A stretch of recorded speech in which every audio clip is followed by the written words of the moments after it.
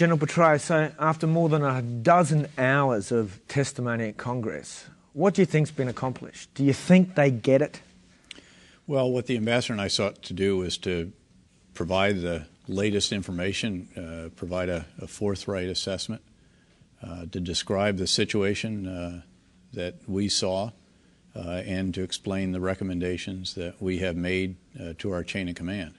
I think it was a good opportunity for a lot of back and forth, and again, we think that we hope that was useful for them, and I'll tell you, obviously, we got certain messages from them as well, as you would imagine. You think it hit home? I think that some of those messages will be heard in Baghdad as well, and perhaps in some other capitals. And say, for example, issues like timetables. We heard that raised perhaps less than one would have expected. Do you think that's a part of you getting your message across? Well, one doesn't know, obviously. Again, we do believe that, again, there have been gains. As we described, they're fragile, they're reversible, and we certainly don't want to unduly jeopardize those. We think, therefore, that having done the substantial reduction that will be complete by July, 5 of 20 brigade combat teams, Marine Expeditionary Unit, 2 Marine battalions, really the equivalent of another brigade, that it does make sense to let the dust settle, certainly continuing assessments during that time frame, so that we can then make judgments about when we can make additional reductions or recommendations on additional reductions. You know, I mean, we are keenly aware, as I stated a number of times on Capitol Hill, of the strain on the force, on our troopers, on their families, on the strategic flexibility or lack thereof, the cost, all of these different pressures. But of course, our job is to try to accomplish the mission we've been given in Iraq, and of course, that's what is the basis of our recommendations. And being perfectly frank with the view that we both share from the ground, I mean, this war was far from over, isn't it? Well, it's tough, and I think that Ambassador Crocker accurately used the word hard. He used it repeatedly, and I think it's a correct description. We're not coming home anytime soon. It is very complex.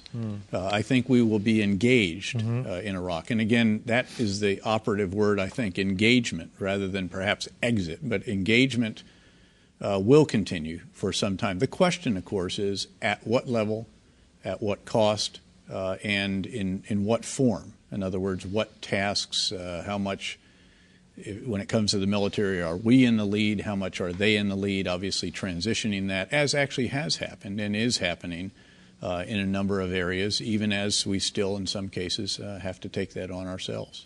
And with the need to maintain current force levels, at least for the foreseeable future, the release valve isn't just around the corner, is it? I mean, we both know that.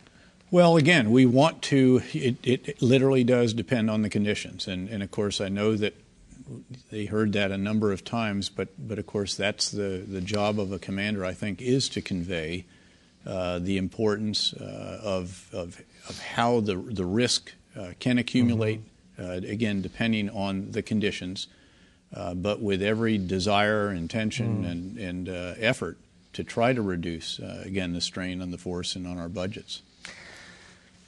And those conditions, whilst there's patchy signs of progress, there's always the impediment still. I mean, there's no real sign that those conditions are about to miraculously change, is there? That there's no short-term fix to any of the conditions that you're obviously monitoring? Well, it depends by area. I think you'd agree that, for example, the transformation of Anbar province over the course of the last 15, 18 months has really been quite substantial, really dramatic, in fact. And in fact, that will allow a different footprint when the surge is drawn down than we had prior to the surge. And more importantly, a different activity, a different focus for our forces, where there will be 2 complete Iraqi divisions out there, where there were there's certainly the elements of one, but a very beleaguered one back when, at the height of the ethno-sectarian violence, when the surge forces actually went in. There were the signs of a nascent awakening already then. Certainly the additional forces enabled us to fan the flames of that, if you will, to help the the chain reaction go up and down the Euphrates River Valley more rapidly, eventually jump into Baghdad neighborhoods and to clear those neighborhoods, and then, of course, move into Diyala and other places.